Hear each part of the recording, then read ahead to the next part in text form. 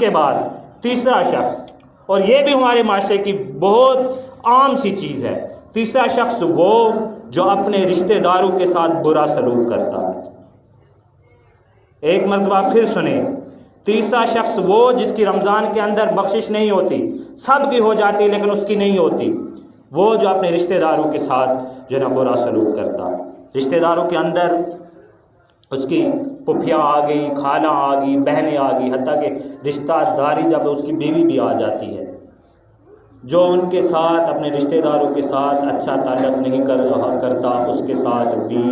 رمضان کے اندر اس کے ساتھ اس کی بخشش نہیں ہوتی۔ اس کی میں مزید وضاحت کر دوں، میں نے ایک جمعہ کے موقع پر آپ کو میں نے کہا تھا ہمارے حقوق اور خواتین کے کیا حقوق ہیں، ہم پہ کیا ہے۔ مثال کے طور پہ رمضان آ رہا ہے، اور رمضان کے بعد لوگوں کی اس طرح کی فطرت ہوتی ہے، بڑے سخت طبیعت کے بڑے سخت ہوتے ہیں۔ رمضان کے اندر خواتین نہ ہمارے ساتھ آ کے تراویح پڑھ سکتی ہیں، نہ وہ آ کے مسجد میں ہماری طرح عبادات کر سکتی ہیں۔ انہوں نے کیا کرنا ہوتا ہے، انہوں نے ہمارے لیے صبح سحری کے وقت بھی ہم سے پہلے جاگ کے، افطاری کے وقت بھی 3 بجے 4 بجے کچن میں جا کے ہمارے لیے خوبصورت قسم کے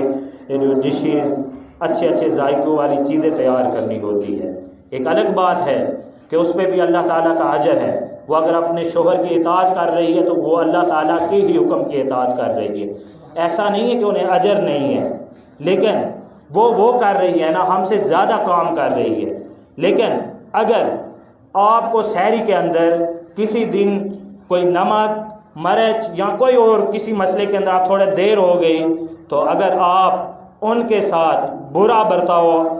کریں گے تو میں یہی وہ بات کہہ رہا ہوں کہ ایسا شخص کی رمضان کے اندر بھی برکت وہ جو ہے نا مغفرت نہیں ہوتی، جہاں سب کے لیے دروازے کھلے ہوتے ہیں، سب کے لیے اعلان ہوتا ہے کوئی جو بخشش طلب کرنے والا میں اسے معاف کر دوں، لیکن ایسے شخص کے لیے اس دن بھی برکت نہیں ہوتی۔ یہ میں نے بالکل جو قریبی رشتہ ہے نا، بالکل کلوز جو رشتہ ہے ایک میاں بیوی کا، ہماری جو جوائنٹ فیملیاں ہوتی ہیں نا، ان میں تو کوئی ایک نیا ہی سسٹم ہوتا ہے۔ حالانکہ ایک بھائی جو ہوتا ہے نا، جو بھائی آپس میں ہوتا ہے، بھابھی کا اس پہ کوئی حق نہیں ہوتا کہ وہ بھابھی کو جا کے ڈرائے دھمکائے کہ تو نے میرے کپڑے نہیں دھوئے، تو نے مجھے جو ہے نا اچھا آج افطاری کے لیے کھانا نہیں دیا۔ اگر ہم ایسے ہی کرتے رہے رمضان کے اندر بھی کہ بھابھیوں کو دھمکاتے رہے، پھوپھیوں کو دھمکاتے رہے، خالاؤں کو دھمکاتے رہے، یا ان کے ساتھ بھی وہی جو 11 مہینے پہلے ہم لڑائی جھگڑتے کرتے تھے، ان کے بارے میں برا سوچتے تھے، اگر وہی رکھا تو حضور علیہ الصلوۃ والسلام کے اس فرمان کو اپنے سامنے رکھے کہ جو اپنے رشتہ داروں کے ساتھ برا تعلق کرتا ہے، برا سلوک کرتا ہے، تو اللہ تعالیٰ جو ہے نا رمضان کے اندر ایسے شخص کی مغفرت نہیں کرتا۔ اور چوتھی چیز